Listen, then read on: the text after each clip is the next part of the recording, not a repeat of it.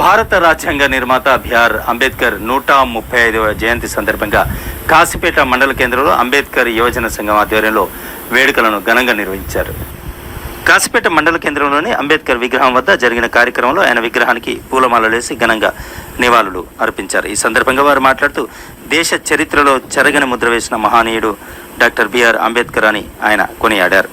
SC ST BC రిజర్వేషన్ల ఫలాలు అందుతున్నాయంటే అది అంబేద్కర్ సాధించిన ఘనత అని కొనియాడారు. సమానత్వం, విద్య, న్యాయం కోసం ఆయన చేసిన సేవలు అపారమని తెలిపారు. కాశీపేట ఎస్ఐ ఆంజనేయులు మాట్లాడుతూ మద్యం సేవించి వాహనాలు నడపొద్దని, ప్రతి ఒక్కరూ హెల్మెట్ ధరించాలని, కాలరు నడిపేవారు సీట్ బెల్ట్ పెట్టుకోవాలని, మద్యం తాగి వాహనం నడపొద్దని తెలిపారు. రోడ్డు భద్రతా నియమాలు పాటించాలని సూచించారు. పెద్ద దిక్కును కోల్పోతే కుటుంబం మొత్తం రోడ్డున పడుతుందని అన్నారు. ఈ కార్యక్రమంలో స్థానిక ప్రజాప్రతినిధులు, నాయకులు, యువత పెద్ద సంఖ్యలో పాల్గొన్నారు. మండలంలోని ప్రభుత్వ కార్యాలయంలో పలు గ్రామాలలో అంబేద్కర్ జయంతి వేడుకలు ఘనంగా నిర్వహించారు. దానిలో ముఖ్య ఉద్దేశం ఏంటంటే ఈ డాక్టర్ బిఆర్ అంబేద్కర్ గారు మన రాజ్యాంగ ముసాయిదా కమిటీ చైర్మన్. అతను మనకు జీవించే హక్కు ఆర్టికల్ 21 ప్రకారం ప్రతి వ్యక్తి కూడా జీవించే హక్కు ఉంది. కానీ దాన్ని ఇంకోళ్ళు తీసే అధికారం ఎవరికి లేదు. దానిలో భాగంగానే మనకు ఎంబీ యాక్ట్, మోటార్ వెహికల్ చట్టం అనేది ప్రతి వ్యక్తి జీవించేదానికే మోటార్ వెహికల్ యాక్ట్ అనేది ఏర్పాటు చేయడం జరిగింది. రాజ్యాంగానికి అనుకూలంగా రాజ్యాంగంలోని పొందుపరిచిన ఆర్టికల్స్ అనుగుణంగా చేయడం జరిగింది. కానీ మనం రోడ్డు మీద పోతా ఉంటే ఏముంటుంది, మనకు తెలియకుండానే కాబట్టి ప్రతి ఒక్కరు కూడా టూ వీలర్ నడిపేటోళ్ళు ఖచ్చితంగా జాగ్రత్త తీసుకోవాలి. ఖచ్చితంగా హెల్మెట్ అనేది ధరించాలి ప్రాథమికంగా.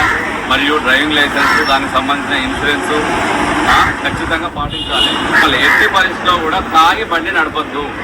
చాలా కూడా యాక్సిడెంట్స్ మనకు తాగి నడపడం వల్లనే మనకు కానీ ఎదురుగా వస్తున్న వ్యక్తులకు కానీ మన వల్ల కూడా హాని కలగద్దని చెప్పేసి ఖచ్చితంగా ఎవరు కూడా తాగినట్లయితే ఆ రోజు అక్కడే ఉండండి. ఎక్కడైతే ఏదైనా మీరు ఫంక్షన్కి వెళ్ళినట్టయితే ఆ రోజు ప్లాన్ చేసుకొని అక్కడే ఉండండి. లేకపోతే ఒకవేళ వెహికల్ తీసుకుపోయినట్టయితే ఒక డ్రైవర్ని కానీ ఉంచుకోండి. కారు మీద వెళ్ళినట్టయితే ఖచ్చితంగా ఇప్పుడు బండి నడిపేటప్పుడు ముందు వ్యక్తే హెల్మెట్ పెట్టుకోకుండా వెనుక వ్యక్తి కూడా ఇంపార్టెంటే కాబట్టి ఖచ్చితంగా అతను కూడా రైడరు పీలియన్ రైడర్ ఇద్దరు కూడా వెనుక కూర్చున్న వ్యక్తి కూడా ఖచ్చితంగా హెల్మెట్ అనేది ధరించాలి. పిల్లలు మనకు ప్రేమ ఎక్కువ ఉంటుంది. పిల్లలు 17 ఏళ్ళకి రాగానే ఆ లెవెల్లో నడుపుతారు ఫ్యాషన్ కోసం అని పెద్ద పెద్ద పనులు కొనియడం. వాళ్ళు మైనర్ డ్రైవింగ్ చేసినట్లయితే దాని తల్లిదండ్రులకు కూడా శిక్ష అనేది ఉంటుంది. మేజర్ అయ్యి లైసెన్స్ వచ్చేదాకా ఎట్టి పరిస్థితుల్లో కూడా ఆ ప్రేమ ఉంటే వేరే రకంగా చూపెట్టండి.